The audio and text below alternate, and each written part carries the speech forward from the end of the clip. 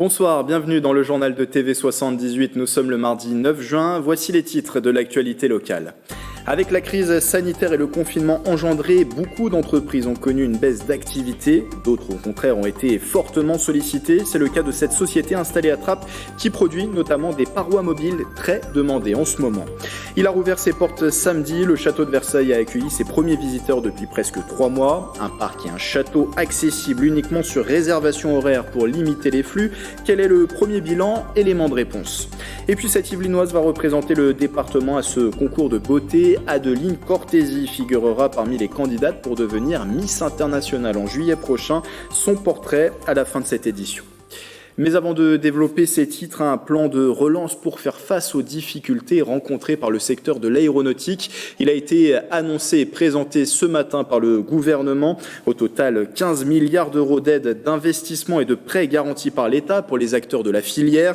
Prolongement des aides, création de fonds d'investissement pour les PME et ETI ou encore favoriser la recherche et le développement orienté vers la transition environnementale. Un plan dont va bénéficier la PME Sumécatronique basée à Magny-les-Hameaux, spécialisée dans l'industrie de tournage et de fraisage. C'est un sous-traitant de Safran et Thales directement impacté par la crise sanitaire. Écoutez son directeur interrogé par Nicolas Dandry.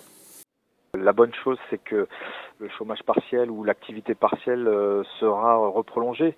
Maintenant, quand il parle de longue durée, on ne sait pas. Maintenant, j'ai entendu dire que il y a avoir des milliards débloqués pour renforcer les capitaux propres des entreprises. Il va falloir qu'ils soient un peu plus précis là-dedans, parce que moi, d'après mes sources, on avait parlé d'Aerofund numéro 4. Donc, c'est des fonds participatifs, effectivement, du Big Four, qu'on appelle Airbus, Dassault, Safran et Thales, et qui rentreraient dans le capital des sociétés. Maintenant, il faut savoir qui veut rentrer au capital ou pas, quoi. Je trouve que c'est un peu dangereux et évidemment, on ne connaît pas la finalité de ça. Avec l'arrêt des salons et festivals, cette entreprise basée à Trappes spécialisée dans l'impression numérique craignait une baisse d'activité. Seulement le déconfinement a intensifié la demande en signalétique et autres supports et il a fallu s'adapter à cette nouvelle demande. Le reportage de Marilène Pichino. Cette salle de CrossFit trappiste avait ouvert ses portes en février dernier. Mais au bout d'un mois d'exercice, les appareils sont restés orphelins de sportifs, confinement oblige. Alors, pour pouvoir ouvrir le plus vite possible, le gérant a fait installer des parois mobiles et des marquages au sol. L'objectif, c'est d'être prêt avant la date. Donc on est en train de voir, on travaille dessus encore et toujours pour être prêt au maximum et pour éviter d'être bloqué par les restrictions de l'État. Donc on est déjà sur l'anticipation. Ces parois et cette signalétique, elles ont été fabriquées dans cet atelier. L'agence Districom, spécialisée dans l'impression numérique installée à Trappes depuis 15 ans, a vu son activité augmenter en cette période de déconfinement. Dans les 15 premiers jours des fermetures de l'entreprise, on a fait des réunions par Internet, et ce qui nous a permis de mettre en place une stratégie pour affronter le Covid. Donc le souhait de Districom, ça a été vraiment de proposer un catalogue complet où on avait plus de 45 pages de produits destinés au Covid. L'entreprise a également modifié certaines habitudes de travail pour pouvoir répondre à la demande le plus vite possible, avec par exemple la création d'un site internet permettant aux clients de faire un premier devis en ligne avant d'entrer en contact avec l'entreprise. On s'est aperçu que la demande liée au Covid, c'était de pouvoir être livré très vite, d'être livré sur des produits qui ne soient pas forcément des produits standardisés, mais qui puissent être des produits personnalisés. Et c'est surtout cette capacité de réagir entre la demande du client et la livraison, d'être à J+1, J+2 au grand maximum quand on est en province. Donc c'est vrai que ça nous a obligés à réinventer notre mode de production. Une fois les installations Covid terminées, l'entreprise revient à ses fondamentaux et accompagne les besoins en communication et autres enseignes nécessaires à la reprise économique de leurs clients.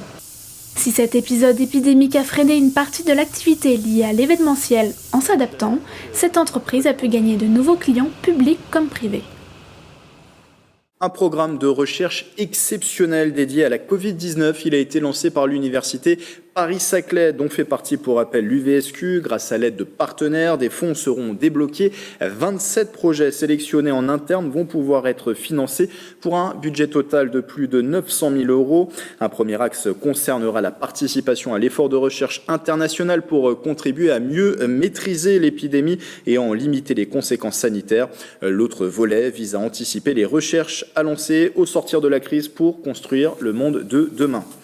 Le point à présent sur l'épidémie de coronavirus dans les Yvelines. La Covid-19 a fait 504 victimes dans les hôpitaux du territoire, soit 2 décès supplémentaires en 24 heures. Les hospitalisations qui étaient hier de 501 ont légèrement augmenté, plus 1 entre dimanche et lundi. 31 patients étaient toujours placés en réanimation hier mardi, soit 1 cas en moins depuis dimanche. Depuis le début de la crise sanitaire, 1991 personnes ont été guéries d'une forme sévère de la Covid-19.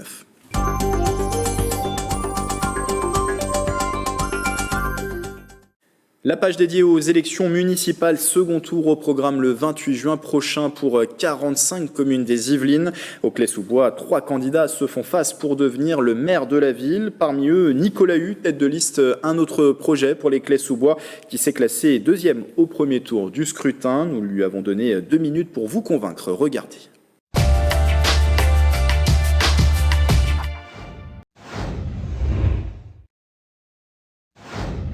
Alors notre liste est un collectif citoyen qui travaille désormais depuis 1 an maintenant et qui est une équipe totalement soudée, cohérente, renouvelée et dynamique et qui est à l'image de notre ville et qui porte un projet d'avenir pour la commune.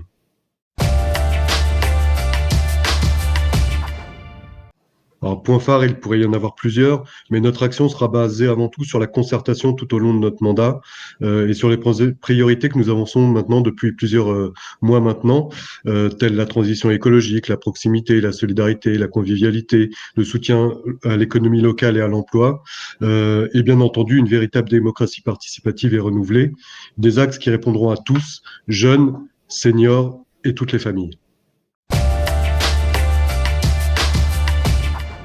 La crise que nous venons de traverser a quelque peu rebattu les cartes par rapport au 15 mars dernier. Bien entendu, nous aurions amené quelques priorités différentes, mais là, il me semble urgent et nécessaire dans la période que nous vivons et pour les mois à venir, dès notre installation le 29 juin prochain, d'installer une commission économique et de l'emploi ouverte à tous les professionnels et les entreprises claysiennes pour relancer de manière coordonnée notre économie locale de proximité, mettre en place une organisation locale du plan local de santé et du handicap avec les professionnels de santé de la commune et bien entendu mettre une cellule de veille sanitaire sur la possible canicule qui pourrait être des nôtres malheureusement cet été.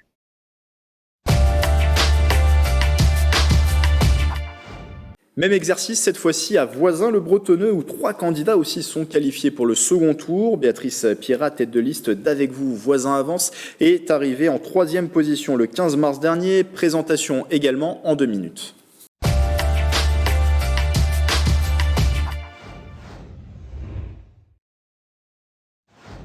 Tout d'abord, toute l'équipe et moi-même avons une pensée en cette période de crise sanitaire pour toutes celles et tous ceux qui nous regardent aujourd'hui.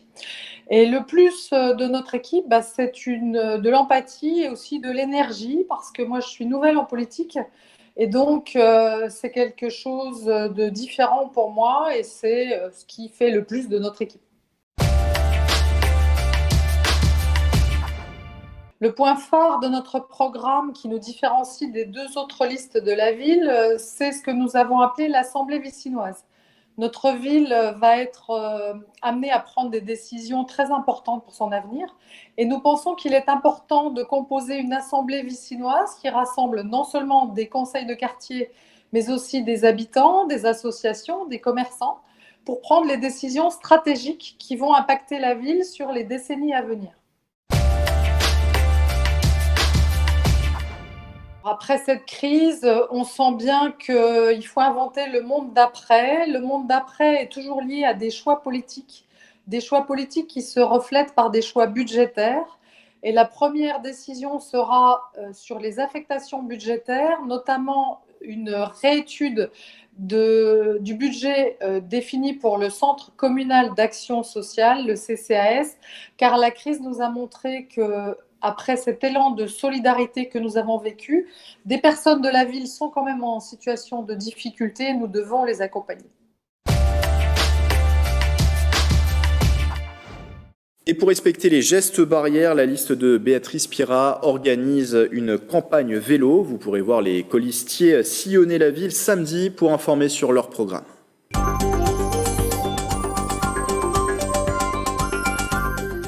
Dans l'actualité également, ce geste des résidences Yvelines Essonnes, le bailleur qui gère 32 000 logements sur les 2 départements a mis en place une caisse de solidarité. L'objectif est d'effectuer une remise exceptionnelle en faveur des locataires qui ont subi une perte de salaire suite à la crise sanitaire. Une décision qui fait suite à la hausse du montant global des impayés de loyers. Selon le bailleur, 1000 actifs locataires du parc sont actuellement en difficulté de paiement.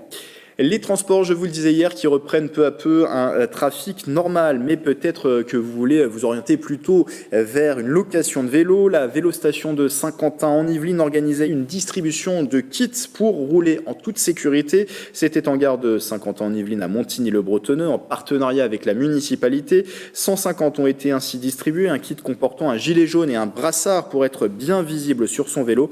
L'occasion aussi de sensibiliser et de faire la promotion de ce service, la vélostation qui a ouvert fin 2017 à proximité de la gare. Les propos recueillis au micro de Patrick Jacques de Dixmude. On voit là en distribuant les gilets qu'il y a un certain nombre d'usagers qui connaissent la vélostation et pour certains qui l'utilisent.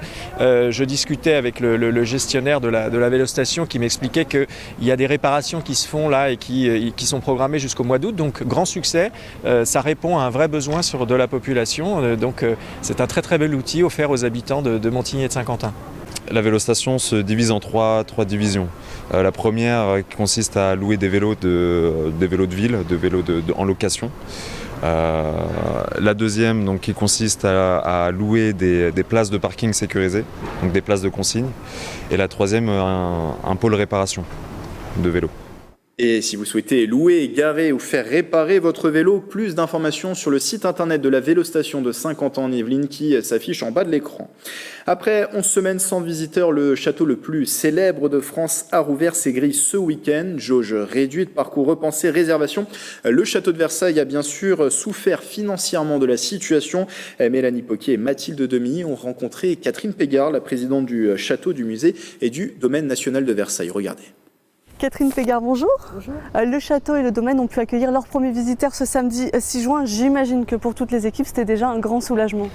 Oui, c'était un soulagement. C'était aussi une grande joie de pouvoir rouvrir ce château après, je crois, 82 jours de fermeture. Et ici, je crois qu'on a partagé tous ce même sentiment de voir satisfaite une attente qui avait commencé le jour même de la fermeture. C'est-à-dire le jour où on a fermé les grilles du château, on a pensé au jour où on allait les rouvrir. Et donc c'était effectivement une joie, mais c'était aussi assez émouvant de penser à tout ce que nous avions partagé et vécu ensemble pour recommencer à, j'allais dire, à vivre, parce que c'est aussi un symbole, la réouverture du château de Versailles. C'est le symbole que la vie reprend, que l'activité reprend, bien sûr à Versailles, mais bien au-delà de Versailles. Alors, du point de vue des visiteurs, pour le moment, vous devez vous passer des étrangers qui représentent pourtant 80% des visiteurs. Oui, absolument. Mais de toute façon, je crois qu'on est tous évidemment dans cette situation et d'ailleurs dans tous les pays. C'est-à-dire que tout d'un coup, les échanges entre nos pays se sont arrêtés. Et ce qui est tout à fait nouveau, c'est que habituellement, si j'ose dire, quand un pays vivait une crise, eh bien, tous les autres pouvaient compenser et venir à leur place. Et aujourd'hui, eh bien, nous n'avons plus de Chinois, plus d'Américains et pour l'instant plus d'Européens non plus. J'espère qu'ils vont pouvoir bientôt revenir en France pour partager l'été avec nous au moins. Mais effectivement, c'est une nouvelle manière d'ouvrir le château de Versailles et c'est une manière de dire aux Français, écoutez, venez à Versailles parce que vous allez retrouver sûrement un château que vous aviez peut-être oublié. Parce que souvent, on vient à Versailles quand on est enfant et puis on y revient avec ses propres enfants. Et parfois, entre deux, on va ailleurs, on va à l'étranger. Et bien cette année, puisque nous ne pourrons pas voyager ni les uns ni les autres, je pense que nous pourrons revenir ici et découvrir tout ce qui a été fait pendant toutes les années passées à Versailles, tout ce que nous ouvrons. On a ouvert une 60aine de pièces depuis 8 ans, on crée des parcours dans les jardins. Cette année, vous pourrez découvrir le parcours des arbres admirables dans les jardins, mais aussi le parcours des statues remarquables, puisque on ne sait pas toujours que le château de Versailles, c'est aussi un musée de plein air avec quelques 400 statues. Et donc nos conservateurs ont mis à profit ce temps du confinement pour faire un parcours magnifique et qui permettra de découvrir les jardins à travers et au rythme des statues. Vous faisiez un appel aux Français, mais le public était présent dès ce week-end, tous les créneaux réservés. Oui, je crois que les Français étaient ravis d'être ici, mais parce que Versailles fait partie intégrante de leur histoire et que justement venir à Versailles, c'est montrer que, comme je vous l'ai dit tout à l'heure, non seulement que la vie reprend, mais qu'on partage aussi cette histoire ensemble. Le château de Versailles a accompagné l'histoire de la France quand il ne l'a pas faite et on constate qu'à chaque événement, heureux ou malheureux, on parle de Versailles. Et pour les événements les plus tragiques d'entre eux, je pense par exemple à la Première Guerre mondiale, la première chose qui recommence, ce sont les fontaines pour les grandes eaux dans les jardins de Versailles. Et bien sûr, il n'y a aucune comparaison à faire, mais c'est un petit peu ce que nous avons vécu le week-end dernier, avec des visiteurs qui étaient très heureux de revenir à Versailles et qui nous le disaient, et qui remerciaient aussi les agents pour le travail qu'ils faisaient. Et ça, c'est une grande satisfaction pour nous tous. Mais vous avez dû revoir un petit peu toute l'organisation. Il faut notamment réserver 4500 par jour. On est quand même très loin des plus de 25 000 que vous accueillez. Oui, bien sûr, mais je pense qu'il faut changer de regard, changer de point de vue, en tous les cas pour quelques mois. J'espère pas trop longtemps. Mais pendant quelques mois, il faut s'habituer à vivre avec des formats de visite plus petits, mais aussi peut-être d'une certaine manière, plus agréables pour ceux qui vont faire les visites.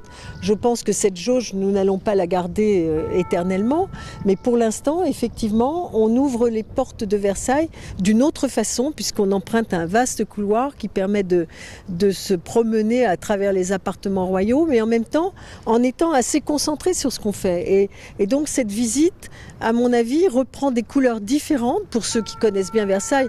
Dans les visiteurs qui viennent ces jours-ci, il y a évidemment les abonnés, les habitués, ceux qui habitent non loin d'ici et qui retrouvent Versailles et qui disent « Ah, mais j'avais pas remarqué tel tableau parce que peut-être que j'étais un petit peu trop pressée, que j'allais trop vite. » Et finalement, là, dans cette nouvelle configuration, eh bien, ils font de nouvelles découvertes et c'est très bien. Et vous allez avoir des visites guidées qu'on pourrait presque qualifier de privées ? Absolument, puisque les nombres des visites, les nombres de participants à une visite privée ont dû être diminués. Et donc, ces visites privées qui permettent de voir des appartements qu'on ne verrait pas autrement parce qu'ils sont trop exigus, eh bien, vont effectivement fournir là aussi à nos visiteurs l'occasion de faire des découvertes qui, pour eux, seront sans doute très extraordinaires. Parce que ici, à chaque fois que vous poussez une porte, c'est une histoire qui se raconte. Vous regardez un tableau et bien derrière lui, il y a aussi le travail d'un artiste. Un meuble, c'est le travail d'un ébéniste. Les tissus, qui sont souvent évidemment magnifiques, et bien, évoquent des métiers qui quelquefois disparaîtraient si Versailles n'existait plus. Donc c'est simplement, je crois qu'il faut toujours dire que Versailles, c'est le passé et le présent. Et c'est ce grand patrimoine qui nourrit la création, qui nourrit notre imaginaire et qui fait que nous avons envie de le retrouver. Et on verra aussi que les équipes n'ont pas chômé pendant ces jours de confinement. Oui, c'était d'abord parce que nous étions peu nombreux à être sur le site, puisque beaucoup malheureusement devaient être confinés et ont dû faire du travail à distance, et beaucoup de travail à distance. Et puis on a essayé de maintenir la vie au ralenti peut-être, mais de maintenir la vie au château de Versailles pour que ce château de Versailles puisse ouvrir ses portes et revivre sans qu'il y ait tout à refaire. Par exemple, c'est extrêmement banal, mais il fallait faire le ménage. Donc l'entretien a été fait de façon à ce que lorsque le château de Versailles allait ouvrir ses portes, et bien la galerie des glaces apparaît étincelante, peut-être encore plus que les années passées, puisque ce grand ménage n'avait pas été fait dans la galerie des glaces depuis 2007. Merci à Catherine Pégard, vous êtes la présidente de l'établissement public de Versailles. Et donc le château est rouvert, la réservation est conseillée, surtout n'oubliez pas vos masques. Elle va représenter les Yvelines au concours Miss International à la mi-juillet. Adeline Cortési est passionnée par les concours de beauté depuis son enfance. Pour espérer se qualifier en finale mondiale, la Plaisiroise doit trouver un costume représentant son département. Le portrait signé Michael Elmidoro.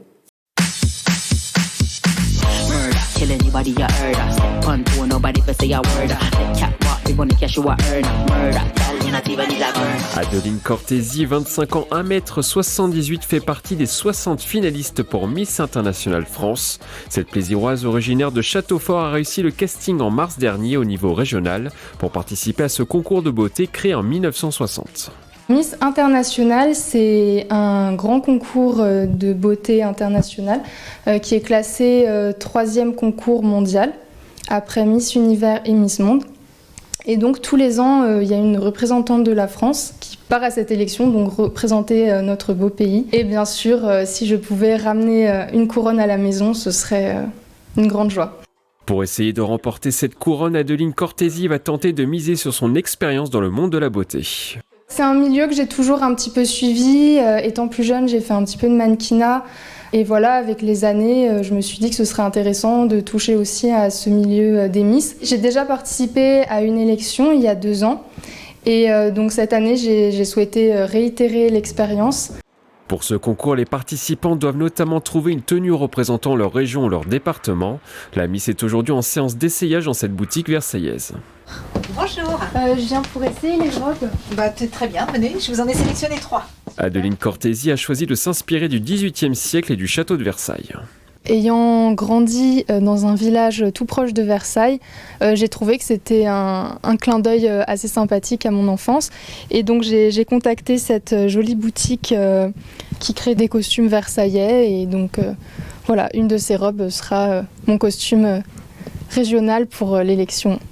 Une tenue qui pourrait faire la différence lors de la finale nationale à Roubaix le 12 juillet prochain. En cas de victoire, Adeline s'envolera pour le Japon afin de représenter la France. Cette information pour terminer, peut-être une bonne nouvelle pour les férus du 7e art. Le cinéma Le Grenier à Sel rouvrira le mercredi 1er juillet à Trappes. Annonce aujourd'hui de la municipalité sur son compte Twitter. Pour rappel, le gouvernement a autorisé les salles obscures à accueillir de nouveau du public à partir du 22 juin. À Trappes, la salle sera limitée à 50% de sa capacité. Entrée et sortie indépendante. Un nettoyage sera effectué à chaque séance et une réservation en ligne est conseillée. Voilà, c'est la fin de ce journal. Merci de l'avoir suivi et très belle soirée à tous sur TV78.